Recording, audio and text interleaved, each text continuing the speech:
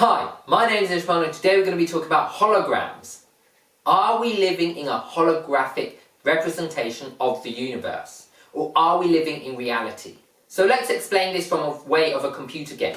So how a computer works is when you've got a massive computer network, then you are only ever seeing what's around you. They don't represent other things which are not looked at. So, for example, if you're in a game and you're going down a building and you're going through a building and maybe you go upstairs, then if there's no one else in the building in that game, then what's going to happen is the downstairs is going to be turned off and you're only going to have the bit around you. And this is how computers were programmed to save energy. This is how computers were programmed to save time and processing power. What they do is they only look at just ahead of where you can see. So whichever direction you go, it will load that direction. And that's why you sometimes get lag in computers, because it's loading as you go through. And so you might be like, oh, I want to turn here, and because it isn't loaded, it takes a while to load, and then you can see it. So this is how you would represent a computer game. And then what's behind you, where you came from, slowly disappears. And it only keeps your local environment.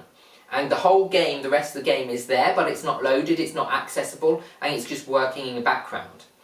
Now the reason I talk about this is because we have found evidence that we are living in a holographic simulation. The evidence is the double slit experiment.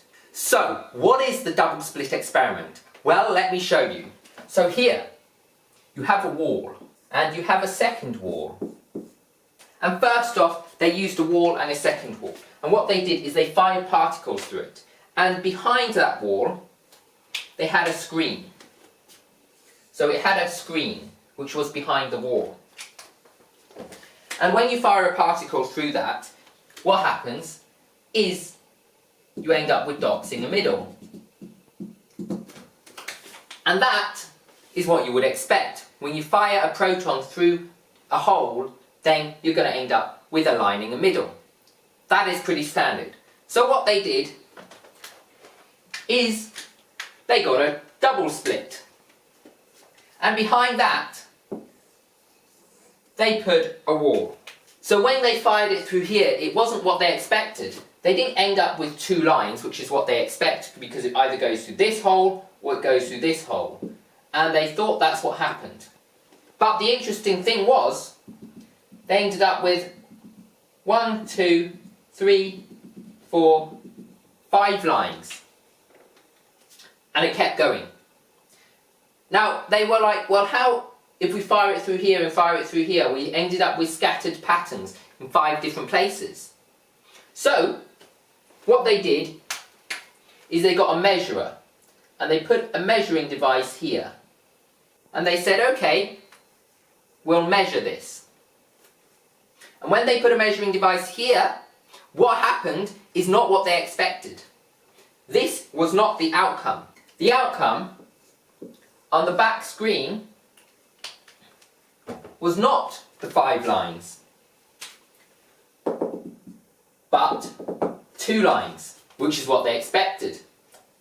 So when they measured it, you got either went through this hole and created that line, went through that hole and you created that line. But when so they put the measurer here, and the same results. But when they took the measurer away, then what happened is they ended up with this result. And they said, how is that possible? So they found that the only way this was possible is if everything was made up in a way that it was waves. Because if you drop a pebble in the water in front of 2 holes, you'll create a ripple effect. And where the ripples join, if you have a wave, and you have a second wave, where the peaks are highest, where this is, where this is, where this is, where this is, would be where the overlaps are. Now I haven't drawn that in line, but what happens is where the 2 peaks are of a wave, when they come together, create a bigger peak, and when they create a bigger peak, then what happens is that peak hits the wall, and that's where it's likely to land. Which means that when they did this, without measuring it, it showed that there was a wave and there wasn't a particle. This is extremely interesting because if there's a wave and not a particle, then particles aren't really there, and they're just probabilities.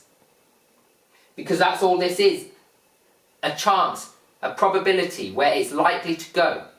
So how does this relate to our life?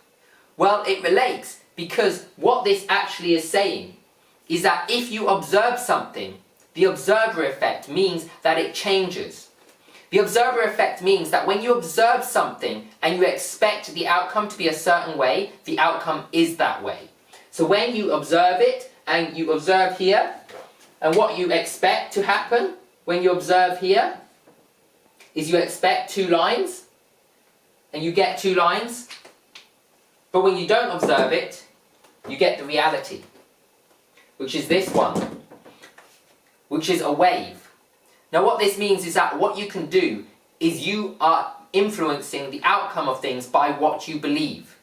What you believe influences the outcome of how things are. This is what a hologram is. What you believe influences the outcome of what you are. Now that means that if you believe something, then you can influence what's going to happen next. And the only way you could do that is if in theory we live in a simulated reality and we live in a holographic universe.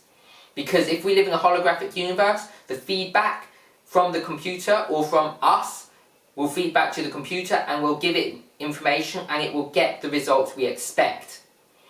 But if we're not observing it, then it will do its randomization. So, if you want to manifest something, then you need to believe in it. You need to believe that the outcome will be a certain way. This people did not believe would be the outcome, which is why when it's measured, it goes to this outcome, because it can no longer be this one, because no one believes that it's possible for a particle to go through 2 holes at the same time. And it isn't. So, this is the facts, that if you truly believe in something, it will be influenced and it will change. And the change will happen.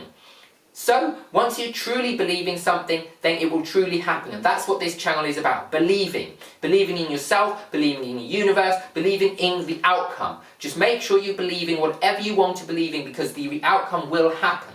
If you like this channel, subscribe to my channel, whack the bell notification icon, get notified of videos coming out each and every week.